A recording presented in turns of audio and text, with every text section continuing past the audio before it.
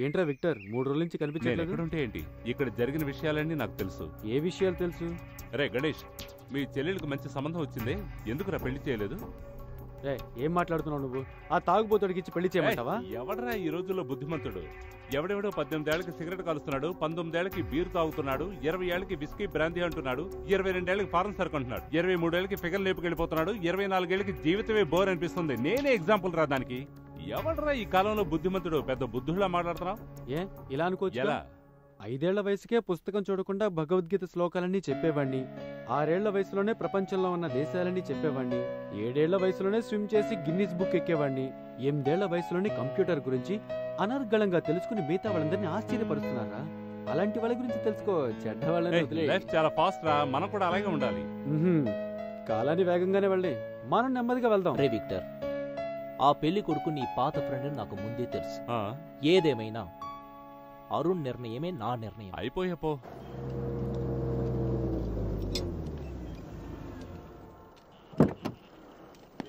Sir నమస్కారం. నమస్కారం చెప్పరా. ధర్మ, ఇంజిన్ లో నాయిస్ వస్తుంది, కొంచెం చూస్తావా? నాయిసా? సార్ అందులో నాయిస్ రానివ్వండి, వాయిస్ రానివ్వండి, అది నేను చూసుకుంటా. ఓకే, 1 గంట టైం ఇవ్వండి, దాన్ని నేను క్లియర్ చేస్తా. 1 అవర్? అవును సార్. ఒక పని చేస్తా, సైకిల్లో ఒక రౌండ్ వెళ్ళొస్తా. ఎక్కడికి? సస్పెన్స్. సార్ మీరు సైకిల్లో వెళ్తారా? ఏ నేను సైకిల్ తొక్కకూడదా ఏంటి?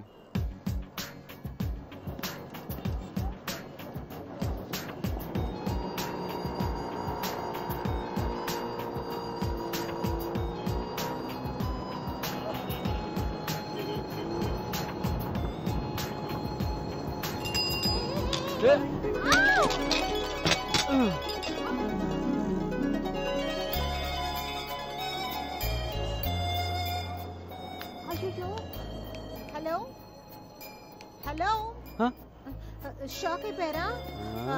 బ్రేకులు సరిగ్గా పడలేదు, దెబ్బలేమన్నా తగిలాయా? ఇంకా డ్రామా మొదలు పెట్టాల్సిందే. Sorry sir. ఏంటండి మీరు బ్రేక్ లేని బండిని ఎలా నడుపుతున్నారు? ముందు డ్రైవింగ్ బాగా నేర్చుకోండి. 1000 రూపాయల సైకిల్ మొత్తం డ్యామేజ్ అయిపోయింది. డబ్బుల గురించి దిగులు పడకండి, అది నేను ఇస్తాను, ప్రామిస్. సరే సరే, ముందు 1000 రూపాయలు ఇవ్వండి. అయ్యో 100 రూపీసే ఉన్నాయి, నేను ఎప్పుడు క్రెడిట్ కార్డే యూజ్ చేస్తాను. నా పేరు హరిత, మీరు అడ్రస్ ఇచ్చారంటే నేను డబ్బు తీసుకొచ్చి ఇచ్చేస్తాను. ఓకే? మిమ్మల్ని చూస్తుంటే మంచి అమ్మాయిలాగే ఉన్నారు, నమ్ముతా. పక్క వీధిలో నా మెకానిక్ షెడ్ ఉంది, అక్కడికి వచ్చి 1000 రూపాయలు ఇచ్చేయండి.